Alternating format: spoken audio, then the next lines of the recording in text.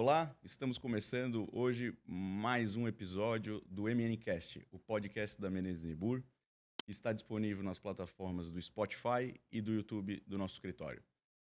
No dia de hoje, eu, Michel Scaff, sócio coordenador da área de relações de consumo da Menezes Niebuhr, vou trazer aqui um convidado para nós debatermos sobre relações de consumo.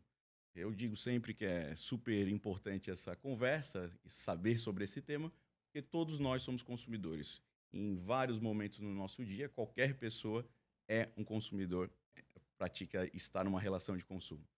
E para debater comigo esse assunto, alguém que há muito tempo trabalha com isso, eu fico muito feliz e honrado em ter aceitado o convite.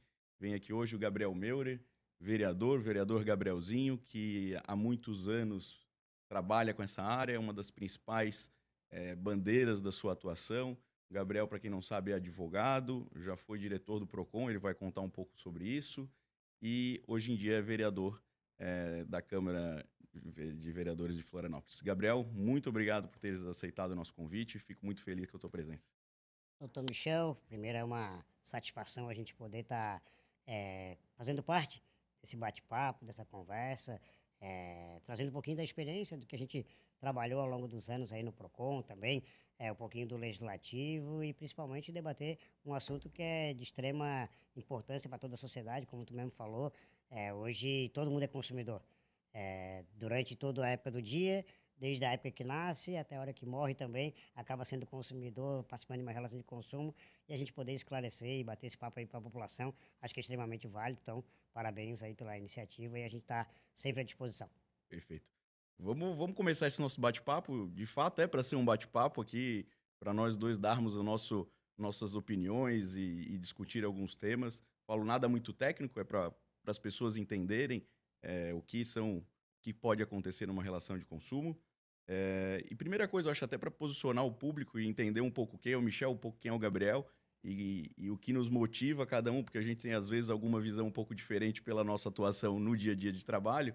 Eu queria um pouco que tu contasse como é que tu calhou no direito consumidor, como é que tu começou, como é que foi o teu início no Procon, tudo isso. Então, eu comecei no Procon lá em 2003. Comecei, tinha recém-formado no ensino médio, né? E aí comecei a fazer a faculdade de Direito. E aí, estando lá na faculdade, aí o pessoal, surgiu uma vaga, né? De uma amiga minha que falou assim: Ah, Gabriel, tem uma oportunidade de fazer um estágio no Procon, o que que tu acha? Pô, não sabia nem o que que era Procon. E aí eu assim, pô, sei lá, vamos para aprender, para conhecer um pouquinho, então vamos lá. Dela assim, então vou te levar lá, conversar com o diretor na época e tal, para poder te apresentar. E aí conversei com o diretor na época, o doutor Aziz Dibo Neto, foi professor da Univale, de várias faculdades também.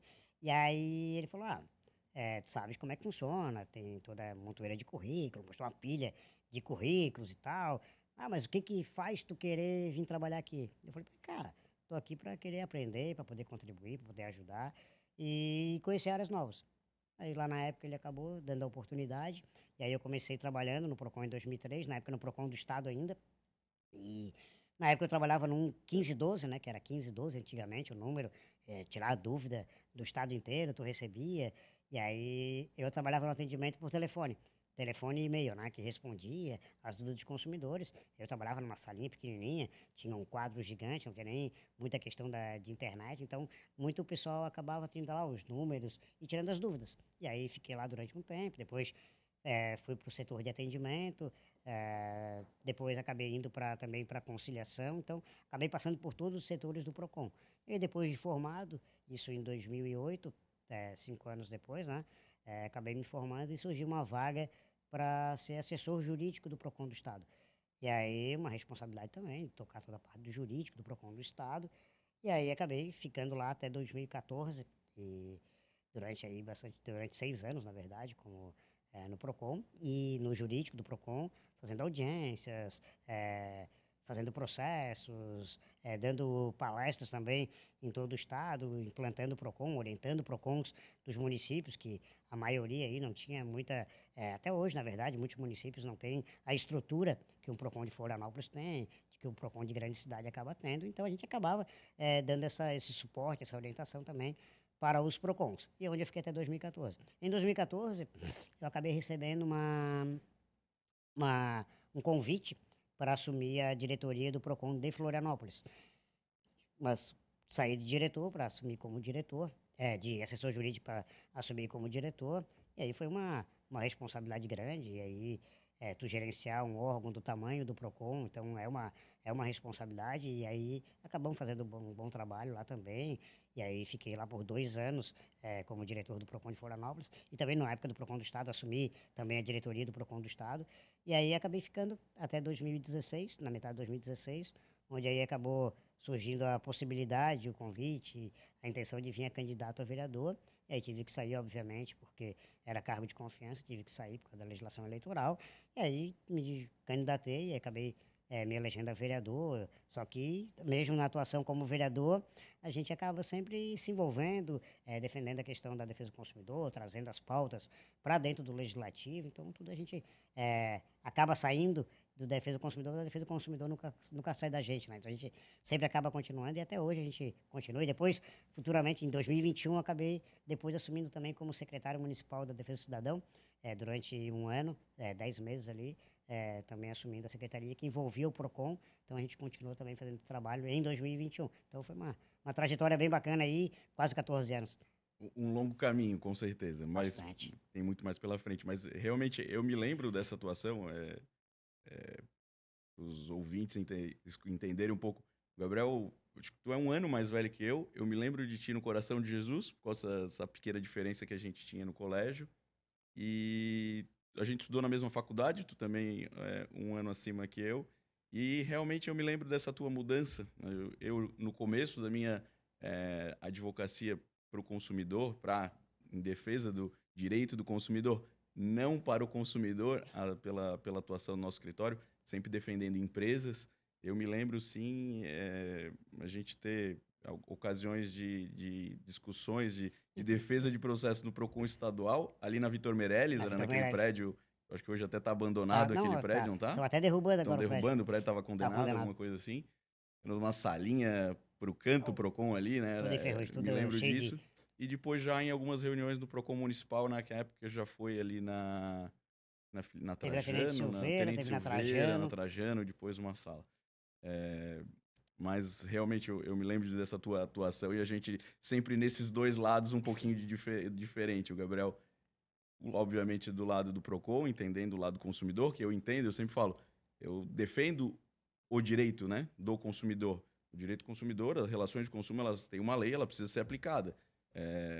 E às vezes a gente tem alguma divergência no entendimento, Normal. numa interpretação, não só obviamente, não tu específico, mas quando a gente fala com alguém do PROCON, às vezes a gente fala, para mim a interpretação legislativa é de uma forma, o do outro vamos se entender. Aí até desculpa, te cortando, até eu sempre costumo falar isso aí pro pessoal. é, Tanto o PROCON quanto as empresas, eles têm um interesse em comum, só muda o nome.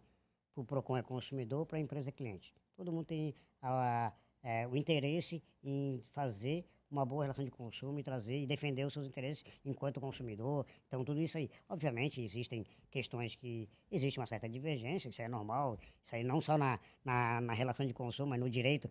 Existem várias teses, várias defesas e sempre se mantendo respeito, sempre tentando dialogar para construir uma relação mais equilibrada. Perfeito. E pegando um gancho, né, nessa questão de a gente falar do cliente para a empresa, da importância daquele cliente, é uma coisa que eu bato muito com meus clientes, assim, a gente tem que prezar por uma relação de consumo com o nosso cliente, uma relação com o nosso cliente, eu falo sem atrito, né, que não tenha problema, que não gere uma insatisfação.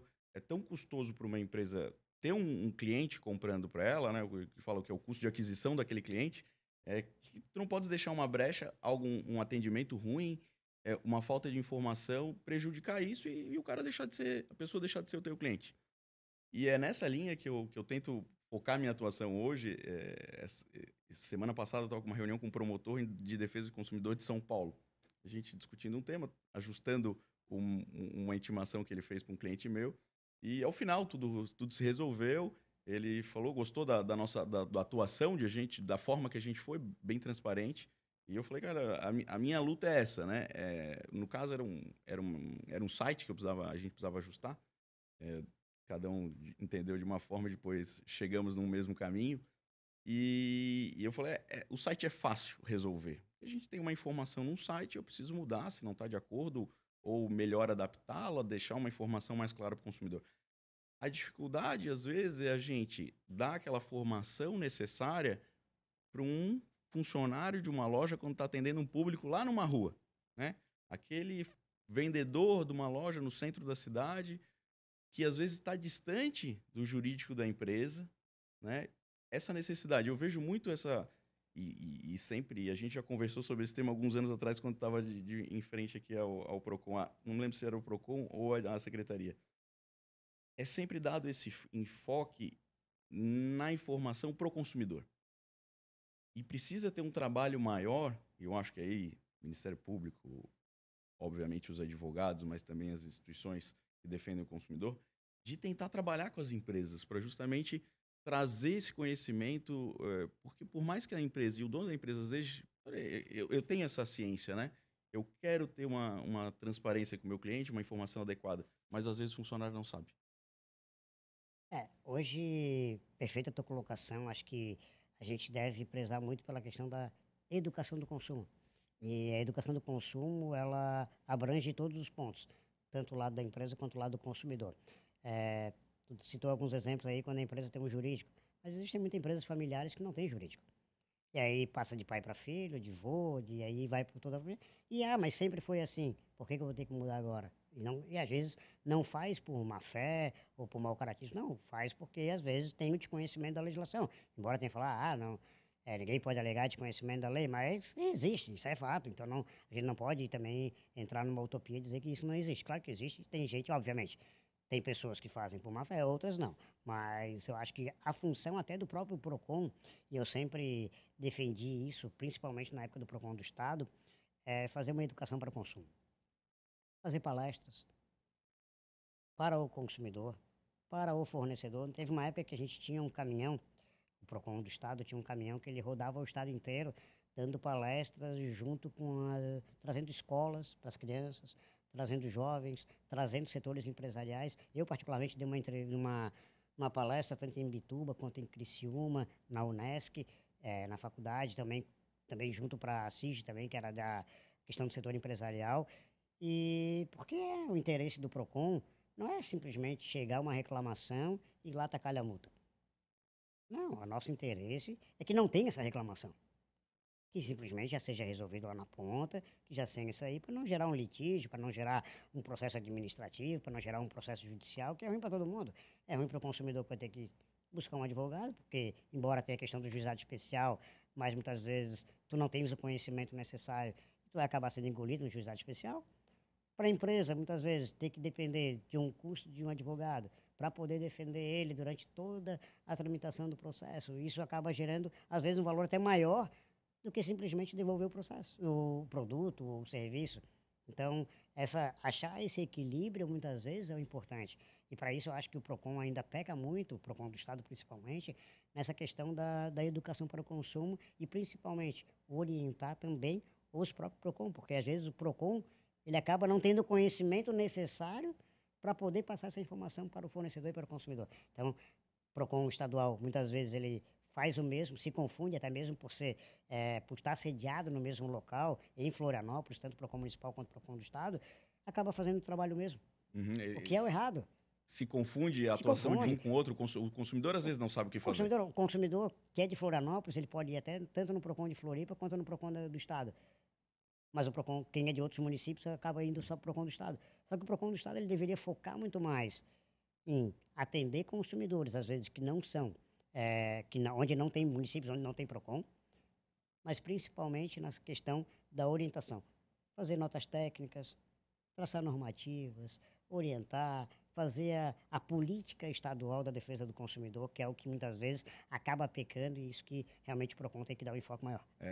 Se conseguisse dar essa dinâmica maior de se obrigar as empresas a ter esse conhecimento, de o PROCON exercer isso, eu me lembro que tinha um município, salvo engano era o Distrito Federal, que uma época instituiu um selo para as empresas que apresentavam um curso, se o PROCON, até o Ministério Público, enfim, se conseguisse ter esse, até seria um ótimo para depois, assim, ter uma fiscalização contra as empresas em casos que, de fato, elas descumpram a legislação, né? Tudo, eu acho que justamente isso, é tentar pulverizar ao máximo esse conhecimento, esse trabalho, fazer um trabalho fantástico já com escolas, tudo isso seria sensacional. Eu acho que justamente precisa disseminar cada vez mais esse conhecimento. E tu tocou num ponto importante.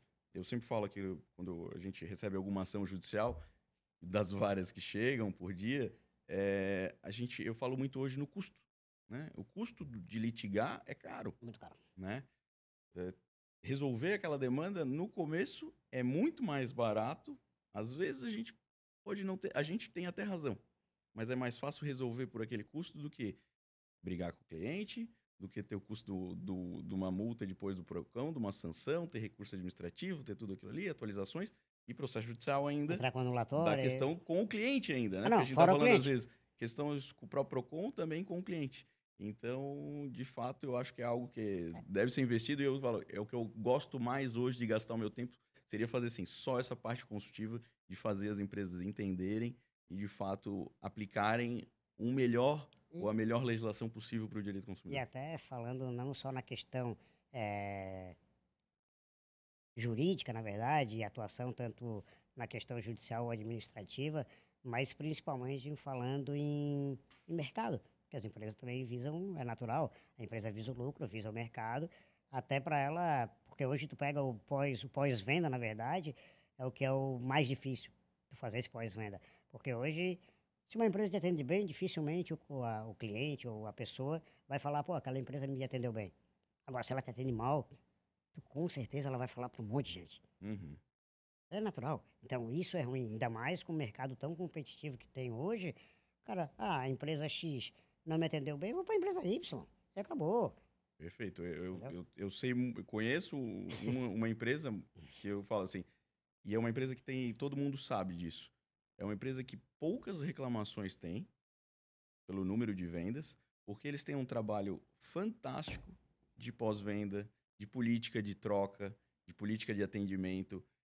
E investir nessa parte tem um retorno tanto na manutenção, é falado publicamente como a empresa, é fácil comprar lá, deu algum problema, eles nos recebem bem, eles trocam. E eu sempre falo, como eu advogo para eles, eu já fiz a situação de assim, eu falo, não precisei nem falar quem eu sou, que eu sou advogado e tal, não. Eu fui lá, comprei uma vez, não serviu na minha casa uma situação. Eu fui na loja, posso trocar aqui? Não, tá aqui. Eu já tinha até aberto. Então, se as empresas de fato Esse é o investirem nisso, diferencial, né? isso faz um diferencial Total. no mercado, né? Educativo ao Na cliente. concorrência. Educativo ao cliente. O cliente vai comprar sempre na vida toda ali contigo. Entendeu? Então, é isso que as empresas muitas vezes têm que se atentar e realmente, esse é o presente e o futuro aí das relações de consumo, né? Perfeito. E entrando no outro tema, nessa questão, já falando um pouco do PROCON, das discussões, hoje tem uma discussão muito grande da necessidade ou não, né? Tem até uma mudança legislativa. Antes de estar gravando aqui, eu fui olhar lá na Câmara de Deputados, há um projeto de lei para mudar o Código Civil e obrigar a ter uma tentativa extrajudicial antes de ajuizar a ação. Existe até um entendimento no judiciário, hoje aqui, alguns juízes praticam isso, que a parte é obrigada a comprovar, é bem controversa a situação hoje, mas é algo que acontece. Como é que acontecia isso lá no PROCON? Como é que... Sabe que eu concordo plenamente em a gente fazer com que primeiro se esgote a via administrativa para depois ir para o judicial. O único questionamento que eu tenho é que é o seguinte: como é que acontece hoje? Tu vai lá, tu fica um ano com o processo no PROCON, não tem acordo, vai para multa, e aí o consumidor vai ter que ir para o judiciário. Ele tem que iniciar todo o processo probatório, toda a parte instrutiva, para depois fazer. Então não adianta nada tu obrigar a ir para o judiciário, porque senão a empresa, muitas das empresas, com jurídico forte, vai acabar fazendo o quê? Utilizando aquele um ano para postergar, empurrar com a barriga, para depois ir para o judiciário, que vai demorar mais de 10 anos e o consumidor vai cansar. Entendeu? Então, agora, a partir do momento que tu tenha uma validade de todo aquele procedimento administrativo, obviamente se não tiver nenhuma irregularidade, vamos falar assim, Sim. né? ter a validade daquela documentação, daquele instrumento probatório, durante toda a tramitação no processo administrativo, sou totalmente favorável a esgotar todas as ações para depois procurar o judiciário, que a gente vê aí que está tão abarrotado, e às vezes tu vai ocupar uma máquina pública, muitas vezes para reclamar de uma situação de R$ 50, R$ 100. Tu envolve um cartório, às vezes a empresa não consegue ser intimada, tu tens que envolver um oficial, e aí tu tens uma série de custos que acaba ficando inviável tu bancar o sistema. É exatamente isso. O que eu vejo um pouco, eu acho que o Procon ele desenvolve a função e perfeito ali, realmente, óbvio que às vezes o processo demora e isso é um prejuízo para todo mundo, inclusive. O que eu vejo que hoje em dia, em alguns casos, está funcionando, até me passaram esses dias, que o consumidor.gov tem várias empresas fazendo acordos ali, acordos bons. Dias me passaram de uma companhia aérea, uma questão pessoal de algum sogro de algum estagiário da minha equipe. Então, eu vejo que essas plataformas que são mais ágeis, se for de alguma forma isso, ou um contato de fato com a empresa, né? A gente não precisa necessariamente abrir uma reclamação no Procon, mas que o consumidor sim procure a empresa. Porque o que acaba às vezes acontecendo, e números mostram, eu não tive a divulgação do ano passado ainda, mas em 22, e desde já de 5 anos, desde antes da pandemia, me assustou esse número quando eu peguei esse relatório do CNJ, dizendo que, em média, nesses 5 anos, 20 e poucos, 22% das ações do Brasil são de relações de consumo. E é exatamente isso que você falou. Como a gente trabalha bastante com varejo aqui, a gente tem ação ali de pessoas entrando 49,90 com uma ação Exato. judicial, né? A pessoa contratou um advogado, às vezes, óbvio, foi no juizado especial 100, mas muitas vezes tem um advogado, tem todo o custo do judiciário, da máquina pública, que não é barato, a demora desse processo, a empresa tem, e fica aí num problema. Eu falo, eu não consigo resolver às vezes esse processo, porque é uma expectativa tão díspara entre as partes, que a gente tem interesse do advogado, interesse da parte, daí já se fala em dano moral, Uhum. e fica tudo isso que complica. Acaba complicando. Hoje em dia a gente tem um abarrotamento bem grande, eu acho, de ações mesmo. Hoje, embora o Procon ele tenha o índice de resolutividade, isso aí é tanto no Procon do Estado quanto no Procon de Florianópolis, e aí em outros municípios eu não sei, mas a média aí de resolutividade nos órgãos de defesa do consumidor é de quase 90%. Então, isso, imagina, no ano passado, se eu não me engano, teve 28 mil atendimentos no Procon de Florianópolis. Então, tu pega aí 28 mil atendimentos, resolvendo 90%, é um número muito grande de ações que acabam não indo para o judiciário. Obviamente, ainda acho que uma coisa que eu sempre prezava, e eu sempre briguei muito, na época que eu era do Procon do Estado, depois também na época do Procon de Florianópolis, todo processo aberto obrigatoriamente tem que ter o despacho do contato junto com a empresa. Obrigatoriamente. Hum. E se não conseguisse contato, teria que colocar feito tentativa de contato na data tal, não. Por que eu falo isso? Eu cansei de fazer audiência no Procon do Estado, onde a empresa chegava, se tivesse falado comigo, com a empresa, teria resolvido. Aqui, mas eu falei com o funcionário tal, protocolo tal, e não resolveu. Então já quebra todo o argumento. E muitas vezes, eu vou te ser bem sincero, se resolve na ligação. Não tem Já tive necessidade caso de tu assim. abrir, não tem necessidade de tu abrir no processo. Só o que tu vai gastar muitas vezes com AR, com pessoas tendo que mandar e tal, tal, tal. Isso falando no processo do Procon, né?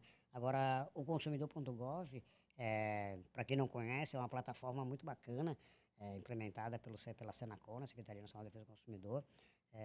Justamente funciona como um reclame aqui governamental. É um reclame aqui governamental, onde muitas empresas acabam aderindo, muitas empresas, principalmente as grandes empresas, né, que acabam tendo uma demanda muito maior, aderindo ali e tendo uma resolutividade, muitas vezes, de 4 dias, 5 dias, no máximo 10 dias. Isso evita um sobrecarregamento tanto do PROCON quanto do Judiciário. E aí entra uma série de outras coisas que facilita em resolver de forma online. Tu não precisa pegar o ônibus ou pegar o carro e ir até o PROCON. Sair lá do norte da ilha para ir até o centro para reclamar. Então, tu não precisa despender de todo um funcionário. Então, a gente tenta muito também E aí, obviamente, tu não pode também só fazer com que tenha reclamação online, porque tem a senhorinha que às vezes não tem um contato com a questão digital, mas tu fortalecer ao máximo a abertura de reclamação digital. Isso é questão ambiental, é questão econômica, é questão social, é tudo. Então, tudo isso, quanto mais a gente conseguir implementar os processos de forma digital, a solução ela é muito mais rápida. Perfeito. Porque só o tempo de, às vezes, tu mandar o R, até chegar na pessoa, até ela responder, dizendo que vai resolver, isso aí já te demora os 10 dias, que é o prazo, eu vou te dar 20. Então, até tu avisar para o consumidor depois. Então, isso aí é questão de celeridade. O consumidor.gov, ele se ajustando e ele, hoje em dia, ele é restrito, depende do porte da empresa, aí sim ele passa a ser obrigatório, mas o governo conseguindo, a Senacom, o Ministério da Justiça conseguindo desenvolver esse sistema de uma forma ampla e restrita para as empresas poderem entrar, e aquelas empresas que souberem, como a gente estava falando antes, aproveitar essa ferramenta em seu benefício com a relação com o consumidor, eu acho que tem um caminho bom para trilhar aí na frente. Exatamente. Mas uma outra coisa que eu acho que acaba prejudicando a resolução das questões é que hoje, e eu tenho uma crítica, e eu vejo o judiciário mudando um pouco isso, a pessoa sempre quer ganhar aquele dano moral, né? Então, a pessoa até torce para dar algo errado na relação do consumo para tentar ganhar ali um dinheiro dinheirinho a no mais. dano moral, né? Por anos, e Santa Catarina foi um estado, a gente acaba fazendo uma juriometria aqui no escritório, a gente vê a diferença das condenações por estados, e elas são bem diferentes. E por anos Santa Catarina foi um dos estados, ainda é dos estados que pagam a indenização mais alta. Mas isso já vem mudando. Hoje em dia a gente tem um número menor de condenações e o consumidor ainda não viu isso, né? E eu falo, esse é um entrave que a gente passa no dia a dia de tentar resolver as questões, às vezes. Isso aí eu acho que vejo dois problemas nesse caso. Primeiro, a banalização do dano moral, porque, o celular não chegou em 30 dias, então eu vou ganhar um dano moral. Tudo bem, pô, ficar 30 dias sem celular às vezes é complicado, tudo bem, mas já é pacífico o entendimento, muitas vezes que não cabe, mas também, por outro lado, tu vê muitos advogados acabando falando, não, vai lá, entra com dano moral, justamente para poder ganhar honorário, para poder cobrar um valor antecipado, então essa mercantilização muitas vezes acaba prejudicando até o próprio consumidor, a próprio judiciário, então isso acaba sendo um prejuízo ainda maior. Então, tem o lado do consumidor, mas muitas vezes o consumidor também chega lá, tu não conhece, não tem conhecimento.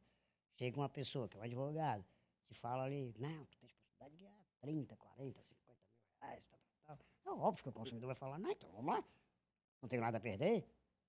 Entendeu? Então tem todo esse problema também. Então, isso é complicado. E aí o judiciário, obviamente, vai cortar tudo. E aí aquilo que é efetivamente dano moral acaba sendo banalizado, dando 5, 10 milhões de vezes com um dano que realmente poderia ser algo mais efetivo, como acontece muitas vezes nos próprios Estados Unidos. Hoje nos Estados Unidos tem danos morais aí de R$ 1 milhão, Sim. de questões que realmente são complicadas, mas lá, obviamente, tem um filtro muito maior do que existe aqui no Brasil. Exatamente isso. Eu percebi, a gente vem percebendo essa mudança, né? Em um momento, o valor das indenizações por dano moral lá atrás eram altas, então falava assim, um atraso de voo, 15 mil, fora que ia atualizar esse valor, né? E Ia fora se aplicar tu juros, recorresse, tu ainda correção. aumentava no tribunal. Então começava a vir, de repente deu esse boom todo, opa, dá para ganhar um dano moral ali. Eu falava assim, já tinha gente que torcia por uma inscrição indevida. É verdade. Né? Acontecia isso. O pessoal começou a entrar com ação, e hoje eu vejo, o judiciário viu, um exemplo clássico foi a questão do score, do Serasa, né? Começou aquele boom da todo mundo achou que ia ficar rico. Quem entrou com as primeiras levou, depois já viram a quantidade de ações, eu não me lembro o número, mas era astronômico, assim, era Absurdo.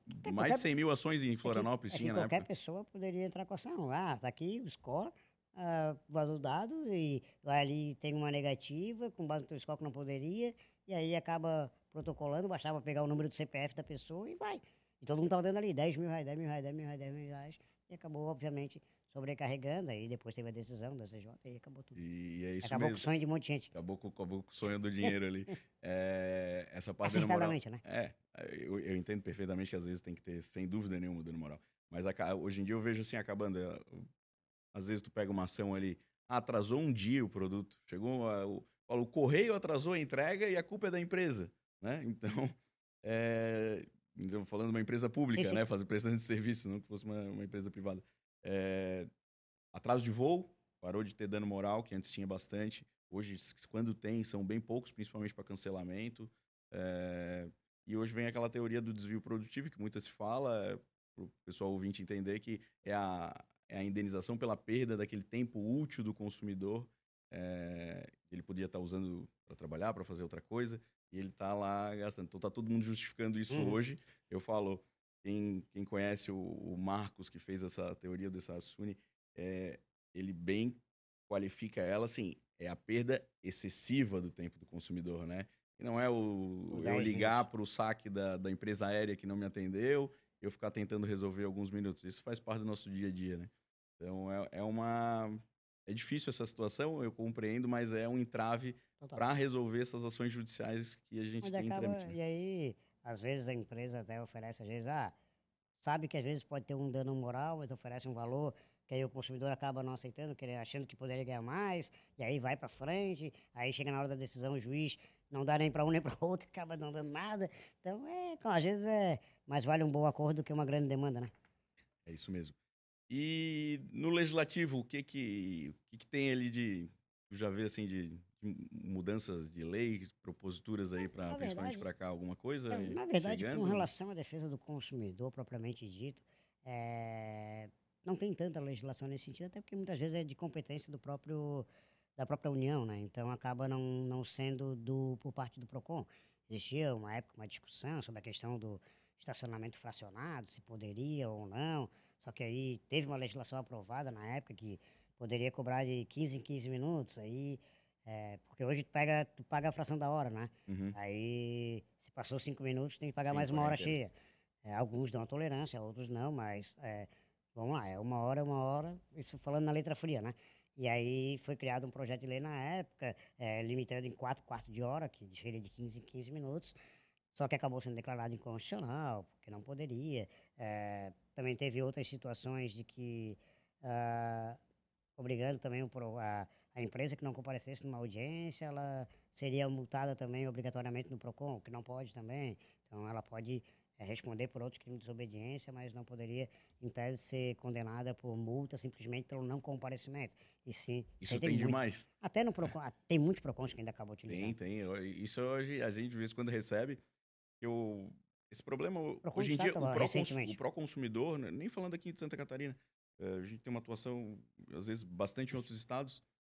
O pró-consumidor, que é o sistema para essa parte do PROCON, vem ajudando, mas não são todos os municípios e todos os PROCONs que lá estão para as intimações. Mas o recebimento de carta, às vezes, a empresa não recebe. Eu já tive caso que foi para o vizinho, foi para o shopping, e há casos, sim, ainda dessa multa do não comparecimento. Isso aí eu lembro numa época, começou com o PROCON, se eu não me engano, o PROCON de Chapecó.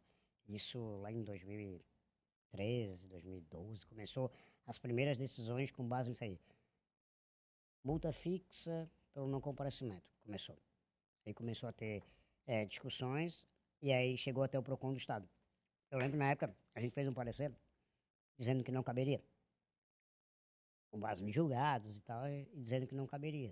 Só que ainda tinha muito PROCONs ainda que fazia, porque muita empresa acabava não questionando, pagava e ficava ali. Entendeu? Então, é ruim, porque tu acaba fazendo com que o PROCON perca uma credibilidade, muitas vezes que fazendo algo que sabidamente ou não, aí depende muito, também não vou fazer um pré-julgamento, mas pelo menos que deveria saber de que não caberia. Então, é uma discussão, embora alguém pode entender que é o contrário, mas tem muitas decisões nesse sentido, então acaba tendo esse problema. Então isso aí acaba muitas vezes dificultando e a gente, por isso que eu digo, a importância do PROCON estadual servir não como balcão de atendimento e atender o varejinho, mas simplesmente para ser um órgão que possa orientar, como acontece com o DPDC de Brasília, a própria Senacom, que não tem atendimento, mas ela cria uma diretriz, Não deveria ser até o nosso próprio Supremo também, né? Mas, Perfeito. De fazer esse filtro e deixar todo mundo na mesma batida. Todos os PROCONs jogar, o- do mesmo estado. jogar os casos em abstrato. Quase pacificar entendimentos ali. É isso. Eu acho que isso seria de grande valia, até porque às vezes, no meu entender, né, a gente tu muito bem falasse, né? O PROCON ele tem que prezar pela aplicação da lei, né? Não é para defender só o consumidor, não é só para punir a empresa. Então, às vezes as pessoas precisam ali entender que a empresa também não é a vilã da história, Não. tá querendo entender. Às vezes a gente pega vários casos aqui no escritório de as pessoas falam assim: eu nunca fiz o cartão de crédito. Nunca. Chega aquela ação judicial assim, nos passa os subsídios, tem a foto da pessoa fazendo biometria. Biometria vacinal. Daí, eu falei, como é que a pessoa fez uma reclamação? Como é que a pessoa contratou um advogado e Já não tem. ninguém viu isso aí? Então, assim, é bem complicado essa parte. Complexo. E até falando ali da questão do legislativo, é muito mais, aquilo, é a mesma coisa que uma vez eu conversei com uma amiga minha, que estou no coração também, não sei se estou, pelo menos estou comigo, pode ser, na coração da doutora Ludmila Hanisch.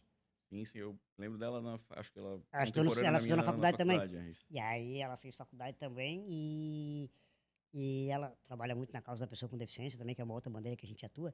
E ela, uma vez eu perguntei para ela, e aí vai na mesma linha da defesa do consumidor, perguntei, traz algumas ideias de projeto de lei e tal, que a gente possa aplicar. Ela assim, Gabriel, muito mais do que fazer novos projetos de lei é cobrar aquilo que já existe. Então, é uma coisa nossa. Então, tá tendo agora uma outra discussão da questão do projeto de lei da fila de banco também, então tá uma... Que já tinha uma legislação, salvo engano, Já tinha uma- municipal, já ou tem. uma orientação até do PROCON. Já tem, Isso, já né? tem uma legislação municipal, só que está para mudar agora, porque existe uma ideia de não só o caixa, mas também limitar em 15, 20 minutos também o atendimento com o gerente, mas daí é algo complicado, que daí tu vai lá, beleza, tu vai lá falar com o gerente, mas aí pode gerar um atendimento, pode gerar meia hora, uma hora, é complicado tu fazer isso aí, ao contrário da fila de caixa. Agora tu vai fazer isso daí, aí o que vai acontecer? O banco vai acabar te atendendo mal, para não sofrer multa, porque ele também não sabe o que vai fazer. Ou ele atende mal, ou ele vai tomar multa. Então, um risco. E aí? Então, é uma linha complicada. Então, a gente também tem que ter uma responsabilidade, enquanto legislativo também, de tu olhar todo o ecossistema. Porque, por mais que eu venha da Escola de Defesa do Consumidor, aí no caso de PROCON, a gente tem uma responsabilidade que lá na frente a gente pode estar também sendo afetado por essa legislação, porque a gente continua sendo cidadão. Então, a gente tem que ter essa responsabilidade que muitas vezes alguns não têm. Então, a gente tem que tomar esse cuidado muito grande. É isso mesmo. E agora tu falou do projeto de lei, eu me lembrei de um que eu tô acompanhando, porque esse dia a gente foi num restaurante e tava lá só o cardápio, só no QR Code. Né? Tem uns 4, 5 projetos de leis também Mudando. no Congresso Nacional, Até tentando aqui em Florianópolis obrigar tá tendo essa mudança legislativa. Então, aqui em Florianópolis, e aí, falando em questão de QR Code, tinha um outro projeto também, que aí não era meu, era de uma vereadora, falando da questão porque existe uma lei federal dizendo que o QR Code, as empresas têm que ter o exemplar do Código de Defesa do Consumidor. E, cara, vamos lá, tudo bem, ok. Só que ninguém olha o Código de Defesa do Consumidor ali. E tem a versão de 1990 lá. Tem aquela não tem atualizada? Não, e tem aquela da época de... Exatamente, a primeira versão. Então, tipo assim... E aí existiu uma ideia de um projeto de lei fazendo com a possibilidade de o exemplar, em vez de ser exemplar físico, também botar o QR Code, que está sempre atualizado ali. Foi rejeitado pela Câmara. Que disseram que não poderia, porque obrigatoriamente a lei federal. Eu falei, cara, tu não está substituindo um pelo outro, estás dando uma outra possibilidade. A gente está numa era digital que a gente precisa evoluir. Então não tem, hoje em dia vai ser tudo físico, não dá. Tem algumas coisas, obviamente. Tu também não pode limitar só a questão do QR Code. Principalmente em alguns restaurantes aí que tu vai clicar ali, tu não consegue clicar. Então tem esse problema também. Então tu tens que ter a opção. E essa é a questão. Tem que dar a opção para o consumidor também, para poder. Até para a própria empresa também, né? Não, eu falo, o QR Code é bom pra tu ver a foto dos pratos. Só, porque tu pra não isso. consegue. Tu Não consegue pedir, aí tu vai apertar, não consegue, é um trabalho e... Olha, tem uns aí que é complicado. Isso é complicado. Já está esgotando o nosso tempo. Obrigado mais uma vez pela tua presença, obrigado pelo teu trabalho também. É muito bom estar tu trabalhando de um lado, eu trabalhando do outro nesse tempo todo, sempre atendesse com muita gentileza. Esse tempo um cliente meu falou, não, a gente foi lá em 2000 e pouco numa audiência com o Gabriel, foi foi super bom, cara legal e tal. Então, obrigado pelo teu trabalho e obrigado mais uma vez por aceitares o convite. Aquilo que a gente fala, né? Quando a conversa é boa, ela foi rapidinho e o tempo vai passando, a gente nem vê, né? Daqui a pouco a gente vai tomar uma bronca aqui, mas tudo certo. Então, agradecer aí pelo convite, né? Acho que é sempre importante a gente estar debatendo esse assunto aí que é tão latente para todo mundo, né? Acho que muitos consumidores têm dúvidas, eh, acabam não sabendo muitas vezes o que aconteceu. Então, espaços como esse, principalmente vindo de um profissional que conhece muito bem a área, trabalha na área, um escritório também que é extremamente renomado. Então, acho que tudo isso a gente acaba facilitando essa informação e a gente, enquanto legislativo também, a gente está à disposição lá na Câmara de Vereadores também. Quem quiser acompanhar o nosso trabalho também é só clicar lá. Então tá bom. Pessoal, esse foi mais um episódio do MNCast, o primeiro sobre relações de consumo.